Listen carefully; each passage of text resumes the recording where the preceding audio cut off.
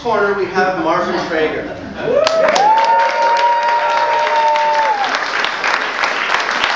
Radical movement organizer in the 60s, professional poker player in the 70s, body worker in the purest sense of the word at the Body Mind Training Institute in the 80s. In the 90s, he was a psychotherapist, university teacher, and a Dharma teacher, which he continues to be to this day. He continues to be active in his spiritual practice, going to solitary retreats and leading workshops at the Mount Baldy Zen Center. Marvin, the one-time rabble-rouser, the former member of the Teamsters Warehousemen's Union, if I got that correctly. That's right. The man who defies easy description will be representing the conservative point of view.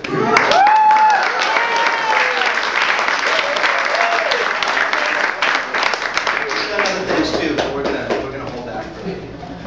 In this corner, representing the progressive perspective, is Arthur Gian.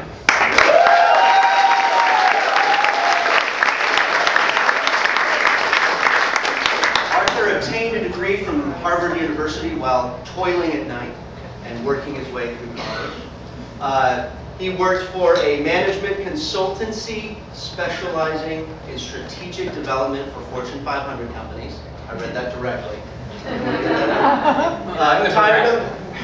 Tired of the travel, he left and became a creative director at an ad agency in Boston. Then he left for California, and his creative energies were reignited, and he got an MFA from USC Film School. And for the next 10 years, he became a screenwriter. In the maelstrom of Hollywood, Arthur rediscovered or discovered for the first time his spirituality. I don't know, he can explain it to you. And he discovered the teachings of Advaita Vedanta. He attended silent retreats, he became a yoga teacher, and became a Dharma teacher as well. Ultimately publishing 2 books on the subject, City Dharma, Keeping Your Cool in the Chaos, and Sex, Love, and Dharma.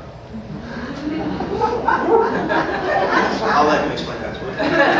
Arthur is currently partners with his wife in a TV production company called OpenMindPt1 Productions, and a lover of animals that he is, he has an online magazine called Global Animal.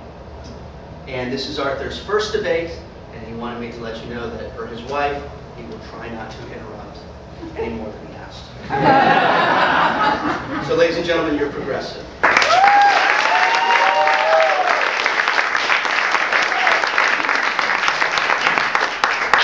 All right, so briefly, just the format. We're going to do opening statements, 20 minutes, 20 minutes, rebuttal, 5 minutes, 5 minutes, 2 minutes, 2 minutes.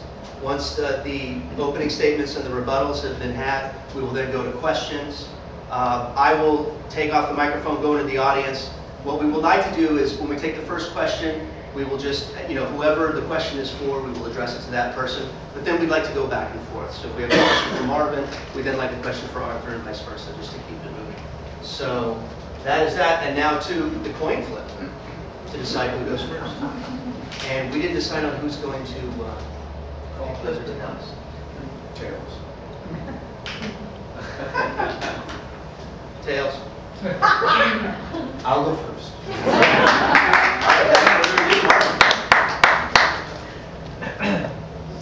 Would you give me a 5-minute warning? Yes.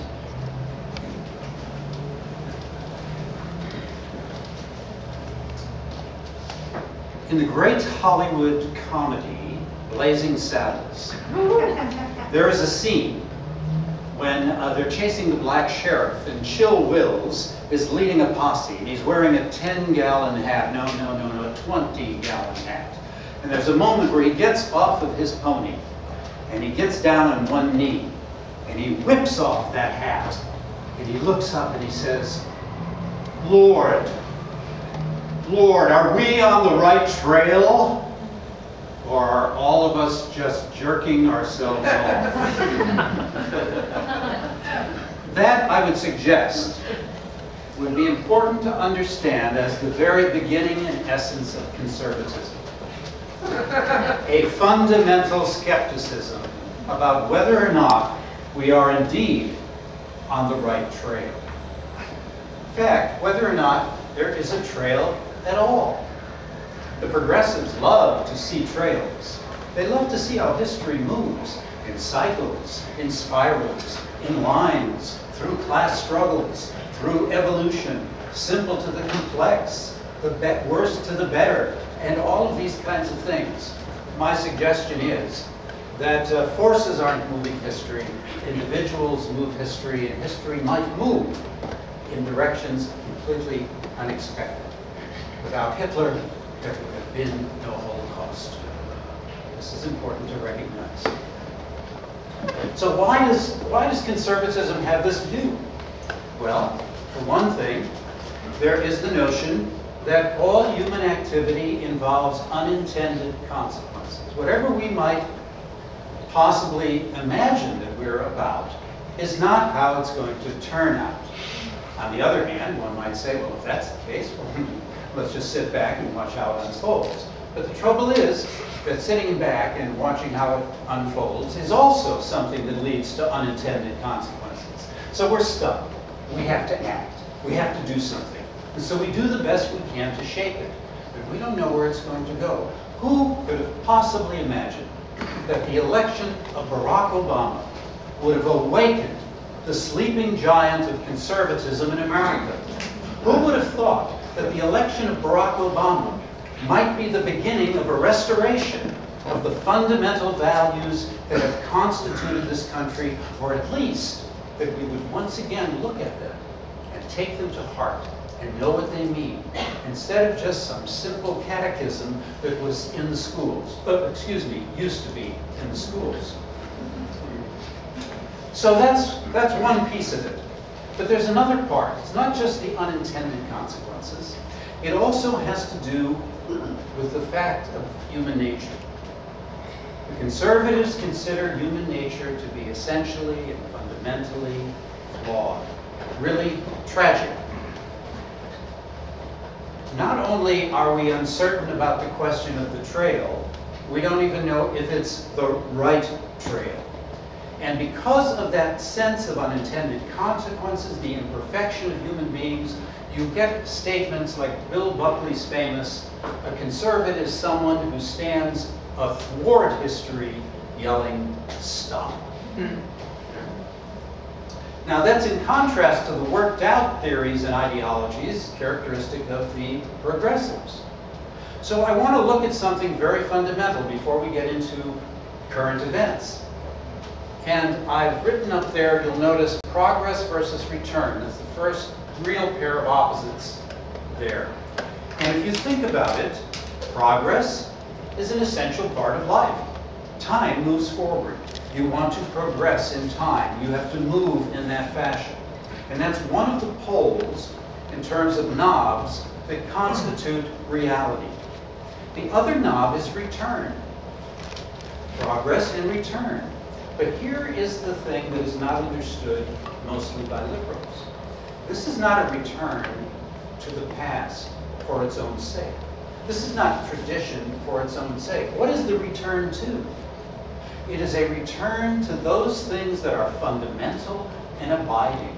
Those things that are not inside time, except insofar as they touch timelessness. They are the first things, the abiding things. These are the things that are essential in every one of the world's religions and spiritual traditions. And it is a return to those that the conservative privileges in this contradiction between progress and return. But since the progressives very often have a large secular component or even atheistic component, there is no fundamental, basic, abiding first things to return to. So they just merely look at progress running along in that direction. So what is it that we return to? We're returning to natural moral law, the laws of nature and reason. And these laws of nature and reason are not written, they are revealed. They come about through the direct experience of the consciousness of each and every one of you. They come through that understanding. And that is first and foremost something that is a revelation or revealed. Then they are elaborated, codified, They are worked through the mind and the heart and reason, and they come out then in the form of ideas, thoughts, and doctrines. Doctrines, however, are a degree already removed from that fundamental natural understanding of moral law. So, what is it about these laws of nature that I'm speaking? Well, for one thing, they tend to be self-evident. They also tend to be ancient and predictable. And I would contend that in order for any democratic republic to ever succeed, it must usher forth from this notion of natural law in one fashion or another. Because simply human laws, political laws, laws that are conceived by man alone in his reason, without this connection to revelation, are necessarily going to mislead and be flaws. The most famous statement of these natural laws we have in our Declaration of Independence. We hold these truths to be self-evident, that all men are created equal. They are endowed by their Creator with certain unalienable rights. That is the basic, first, and fundamental statement in our own Declaration of Independence. What does that mean? It means that at the root of this entire experiment stands the notion of the return to that which is fundamental and primitive. It's interesting to me that Obama has now on 4 occasions, in quoting those words, left out, endowed by our Creator. It doesn't seem to be a phrase he can quite remember. Now, the Bill of Rights, which flows from this idea, you'll notice is always placed in terms of the negative. That is to say, thou shalt not, or the government shall not abridge, or shall prevent anyone from abridging the rights of someone else. Why? Because when you eliminate government's intrusion, the possibility of that which is natural in the human being has a chance to flower. And that fundamental thing is freedom, rooted in self-reflective consciousness.